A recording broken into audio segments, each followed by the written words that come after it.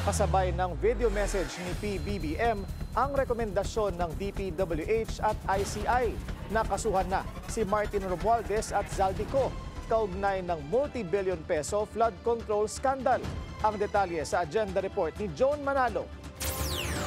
Pinakakasuhan na ng Department of Public Works and Highways at Independent Commission for Infrastructure sina former House Speaker Martin Romualdez at former Ako Bicol Party List Representative Zaldico. Plunder, graft at direct bribery ang mga kasong inirekomenda laban sa dalawa, ayon kay DPWH Secretary Vince Dizon. Pormal na isinumite ng DPWH at ICI ang kanilang referral sa Office of the Ombudsman kaninang umaga, kung saan bit-bit din nila ang dose-dose ng kahon na naglalaman ng mga dokumento kaugnay sa flood control scandal. Kabilang narito ang mga kontrata ng mga kumpanyang naiuugnay kay Ko, ang SunWest Incorporated at Hightone Construction. 100 billion pesos ang halaga ng mga nasabing kontrata na mula 2016 hanggang 2025, ani DPWH Secretary Vince Dizon.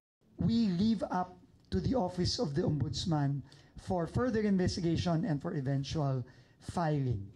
No, kagaya po ng sinabi ng ating Pangulo, may tiwala po tayo sa proseso, may tiwala po tayo sa ating Ombudsman, may tiwala po tayo sa ating mga korte kapag ito ay umabot na sa kanila. Bukod sa mga kontrata, isinumite rin ng dalawang ahensya ang mga sinumpaang salaysay mula sa Senate Blue Ribbon Committee hearings. Kasama rito ang sinumpaang salaysay ni Orly Guteza na umano'y dating security aide ni Ko. And they are linked with our investigation and also the ICI's investigation to the recommendations that we have made in this referral for former Speaker Martin Romualdez and former Congressman Zaldico.